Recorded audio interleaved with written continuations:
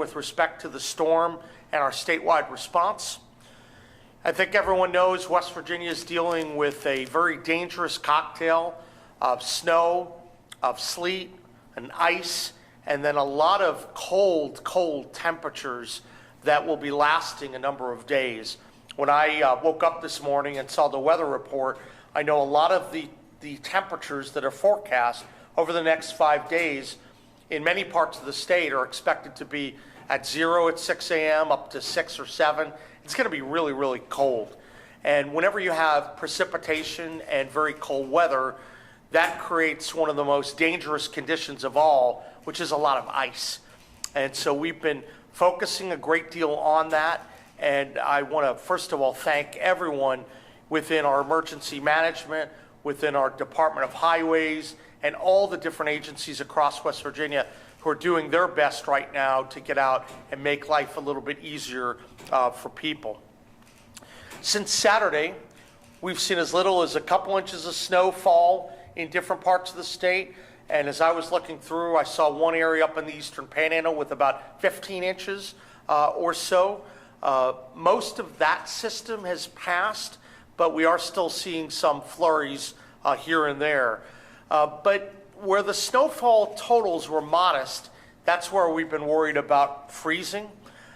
We know that melting during the daylight hours does occur, but when it gets to evening, those sharper, colder temperatures, that creates a real problem. And we know that there's widespread black ice there on bridges, on overpasses, and we know sometimes the ice is formed on trees, causing branches to fall, and on power lines.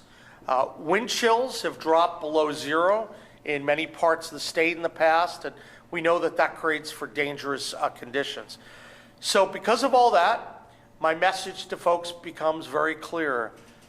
Please stay at home. Please stay off the road. You only go out if you have to.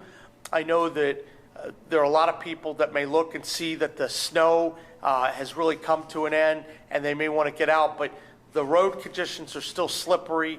And when you're out on the roads, it's more difficult for our highways team to get out and do their work. I know that a lot of people are working very hard. They're very professional. I'd like to cite a couple statistics for you. Since the storm began, the highway crews across the state, they've logged nearly 44,000 equipment hours and more than 68,000 manpower hours. They've applied almost 41,000 tons of salt in abrasive mix and 390,000 gallons of this brine and beet juice mixture, which is really designed to be applied when the weather conditions go down a lot lower. And our transportation guys, I said it before, but I was fascinated to read about that. I don't know how many states across the country are using beet juice and brine, but I think it's a pretty good thing that we're ahead of the curve. So we know there are a lot of people that are working hard, not just the people you see outside, but a lot of folks behind the scenes, our emergency management crews, the folks in the counties, everyone's standing up to make sure that the assistance is being provided to the people that need it. We know that the state operations emergency management, that's activated. They're watching everyone very, very closely. We know that law enforcement's also monitoring calls for help. I've had reports that there's been a decrease in call volume as people stay off the roads, but we also know that response times sometimes get affected when you're talking about these difficult conditions. It's our understanding that the healthcare and medical systems and the facilities out there remain stable. Hospitals are open, and we've not had any reports about major problems in that area. We are continuing to look and investigate critical infrastructure that may get frozen, and obviously there are issues that keep arising that we're dealing with. Most importantly, we're watching the weather like you are, trying to analyze how cold it's going to be in the upcoming days. We want to let people know that if you have a question or if you need to get to a warming station, you can get and call 211, and you'll be provided with information which will be helpful to you. Same goes true if you need water or food or other items. I want to thank everyone for really staying off the roads and for following the preparation that we outlined a number of days ago. I think it makes a big difference. We've been in close contact with FEMA and folks at the national level in an effort to try to make sure that everyone is properly coordinated. I want to thank the Trump administration for the very swift emergency declaration that we were able to get, and we continue to work and wait and evaluate to protect our people. So those are the latest. I'd be happy to take any questions from folks out there. How does that upfront disaster declaration work? Usually you have to document all those things. Well, you know, it allows quick mobility of some of the infrastructure that they may have. So I'm told we have about 1,400 pieces of equipment that are out there right now. But let's say we needed more equipment or we needed other generators and they had access to it right away. That would allow us to get that access. That's different than the normal process where you would apply and you have to document the injury or the death or the financial harm. This is meant as a quick coordination opportunity. And so we thought, not knowing the scope of the weather that was coming, it was good to coordinate. We know that a lot of states in this region did that as well. And so it just meant as a preventative effort. Have you had to request anything? No, we haven't yet, but we've been communicating with them. I know I spoke with Secretary Noem several days ago. I spoke to folks at FEMA last night, and our team's been coordinating. Our emergency management team has been in very close contact with them over the last couple days. Obviously, we're focused on what's on the ground right now, but have we started looking ahead maybe another week or two until we get to a possibility where we have to shift gears into more of a flood mitigation type of situation, or are we still primarily focused on? No, it's a good question because right now we looked, I asked that question. There were reports that came in of a couple areas of flooding, but not significant right now. So obviously the first piece of this is that we're expected, at least for the next 5 days, to have pretty brutal cold conditions. So we're not going to be seeing much flooding in those circumstances.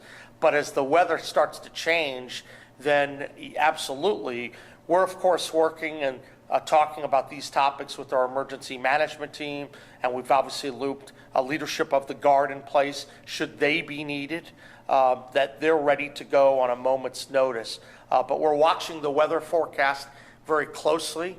As of right now, the immediate future is really cold weather, but that is something that we're very concerned about, because if everything melts quickly, that's where another dangerous condition can arise. Hey, how are you? Good morning. Good to see you guys made it in today. Yeah, actually that was part of my question, but would you at this time recommend to employers whose employees can work from home to direct them to do so? I'm sorry, could you say it again? For employers who are in an industry where their employees can work from Sure. home without it interfering with their work, would you recommend that they tell their employees to do so? Yeah, I mean, to the extent, you have to make sure that you're being safe, first and foremost. So what we did, even with state government today, that if people could make their way in safe, we said, you know, we'd love you to come in, but if you can work from home to get things done, we were comfortable with that. You don't want to put people in harm's way, and so we would encourage all folks to do that. I'm very hopeful as we go through today, we continue to get a lot of the muck off the roads. But it's going to continue in the next couple days with respect to the salt and the work that we have to do because of the freezing temperatures. So we're going to continue to update people. And we'd suggest that folks follow the National Weather Service and their local media to learn updated information. You guys have meteorologists on board, but we're watching closely with all the information. We're consulting to get the latest so we can provide it to the public. Sure. Any other questions that may come up? Well, we're going to be in very close contact with you in the next number of hours or days as needed if issues arise. And we just, once again, urge everyone to be safe out there. If you have questions, if you want to know what's going on in your local area, if you need help with the warming station, let us know. I did want to report one other item, actually, which is important.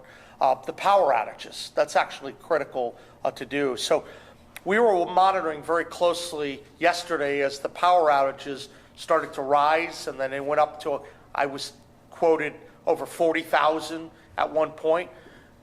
Through the night, people worked really, really hard. And before coming in for this briefing, I was told that the power outages were down to about 19,000 or so. That's really a great credit to the linemen and the people out there working, a lot of them working through the night. So I want to thank them for all the good work they did. But that was positive. We have to continue going, and we have to keep trying to get more and more power restored. And we're following that very, very closely. So that's critical. Let's keep monitoring that, and we're going to report more information as it arises. So thank you, and we'll check in with you soon.